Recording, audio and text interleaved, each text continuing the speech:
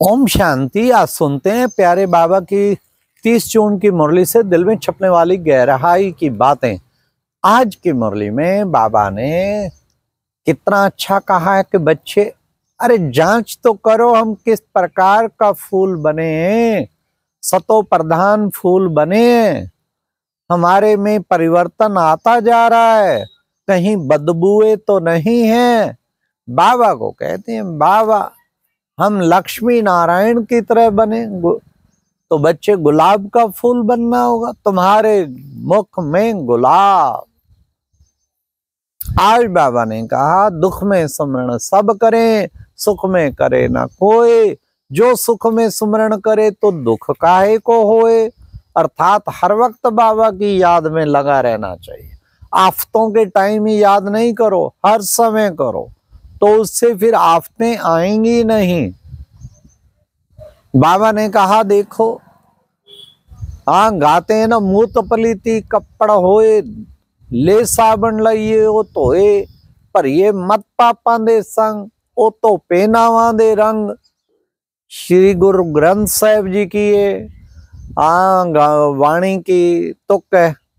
आज बाबा ने गुरु ग्रंथ साहिब की भी महिमा की। ये बाबा रोजाना क्या करता था, जपजी साहिब पढ़ता था, सुखमनी साहिब पढ़ता था, गुरु ग्रंथ पढ़ता था, अखंड पाठ पढ़ता था।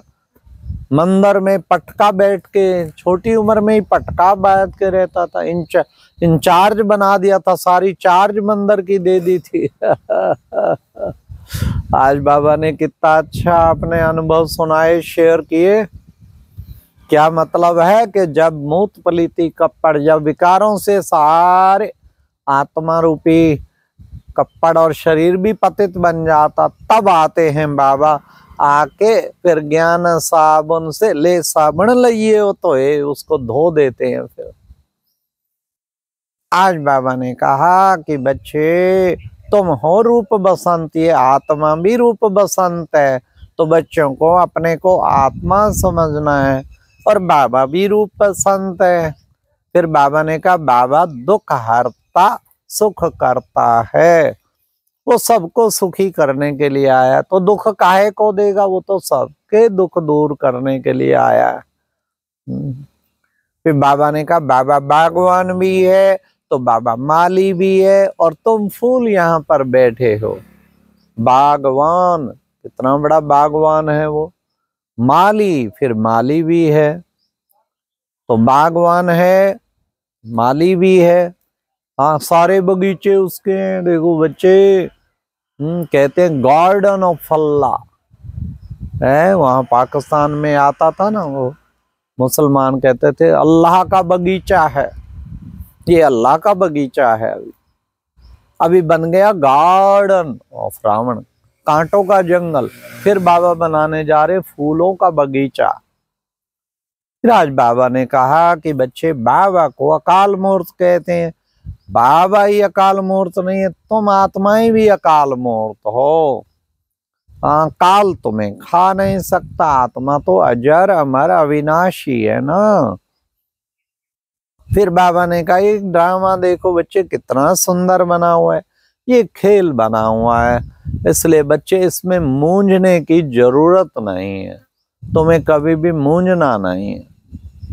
तो बना बनाया ड्रामा है। बाबा ने आके ड्रामा के आदि मध्य अंत का राज बताया है। तो अब ये ड्रामा के आदि मध्य अंत का राज तुम बच्चों को पता लग रहा है।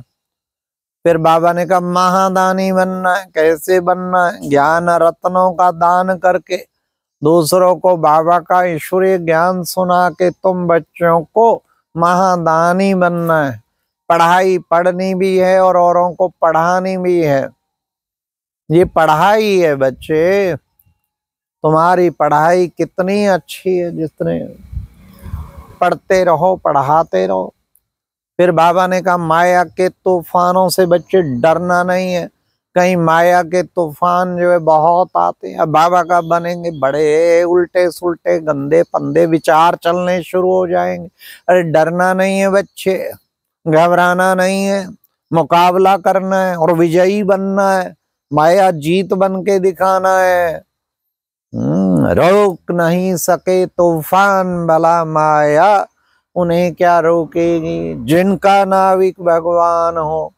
हाँ, तो इंसान भला क्या रोकेंगे। बाबा कहते हैं कि बच्चे तुम्हें नशे में रहना है, कौन हमारा साथ उस्ताद कौन है। बाबा ने कहा कि बच्चे चेक करो मैं कितना सतो प्रधान बना हूं, कहाँ तक सतो प्रधानता तक पहुंचा हूं। हाँ, तुम बच्चों को नशा रहना चाहिए। अब बाबा तुम बच्चों को बताते जितना बाप को याद करेंगे तुम सतो प्रधान बनते जाएंगे।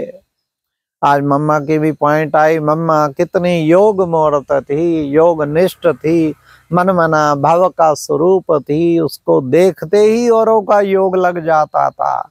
ऐसे ही हम बच्चे बने, फॉलो करें माँ बाप को। बाबा ने कहा तुम ब्रह्मांड के और विश्व के मालिक बनते हो, मैं केवल ब्रह्मांड का मालिक बनता हूँ। तुम बच्चों को पावन बना के फिर मैं चला जाता हूँ, फिर जाके विश्राम करता हूँ। वहां तो बच्चों को दे के सब कुछ सौंप के वानप्रस्थ में चले जाते। कहते अच्छा हम सत्संग सुनने जाते हैं, खाना खूना भेज देना। सेवा का संग इच्छा तो रहता ही है कि बच्चे हमारी सेवा करें। अरे बाबा तो निष्काम सेवाधारी है, वो क्यों कहेगा खाना भेजना मेरे पास। बाबा परम धाम में तो खाना भेज भी नहीं सकेंगे। बाबा तो फिर अभोग तय करेगा भी क्या खाने का, वो तो ज्योति बिंदु। कितना अच्छा बाबा ने बताया। ये वही महाभारत महाभारी लड़ाई है, परिवर्तन की वेला चल रही है। चारों ओर देखो कितने देश युद्ध में मिलते जा रहे, ये वही परिवर्तन की वेला है। अब तुम बच्चों को बच्चे कहते बाबा हम लक्ष्मी नारायण जैसा बने, तुम्हारे मुख में गुलाब, परंतु गुलाब जैसे बनो, गुलाब जैसे कर्म करो तभी बन पाएंगे। अच्छा बच्चे, प्रजा तो ढेर बननी है। देखो बच्चे, हाँ तो हाँ राजा रानी तुम्हें तो बाबा बनाने आए, राजाओं का राजा। हाँ, दास दासी से तो साहूकार बनना अच्छा, बाबा ने कहा।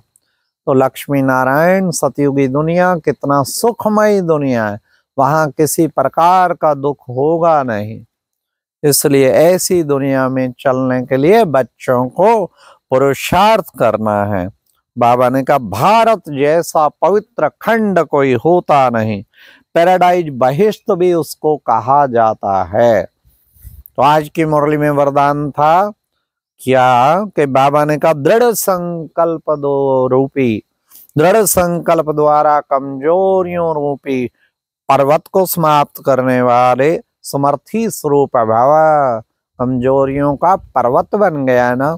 ये कमजोरी, ये कमजोरी, ये कमजोरी, ये कमजोरी, अरे दृढ़ संकल्प की तीली लगाओ और उड़ा दो सारे कमजोरियों के पर्वत को। ऐसे समर्थी स्वरूप बनकर दिखाओ ना। हाँ, इसलिए कमजोरियां क्या हैं उनको खत्म कर देना। कागज का शेर, केवल दृढ़ संकल्प चाहिए, सारी कमजोरियां खत्म हो जाएंगी। तो आज बाबा ने कहा साधनों को क्या करना है तुम्हें, उसके वशीभूत नहीं होना है। साधन सेवाओं के लिए, आराम पसंद के लिए नहीं है। साधनों को यूज करो लेकिन आराम पसंद नहीं। आराम करने वाले तो आराम हराम है, हरामी बन जाएंगे। विश्राम भले करो, ब्रह्म शिव बाबा की तरह थोड़ा टाइम विश्राम। संयम में जो करते हैं उसे करते हैं विश्राम। टू मच नींद करते हैं उसे कहते हैं आराम हरामी। आराम करने वाला हरामी। बाबा कहते आराम हराम है, करोगे रेस्ट तो कर लेगी माया रेस्ट।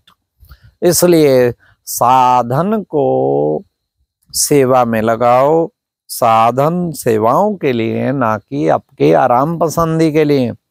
आत्मिक उन्नति का इशारा दिया और अंतर्मुखी बनने के लिए बाबा ने कहा देखो बच्चे, वो एटम बम होता है, ये आटम बम, आतम बम।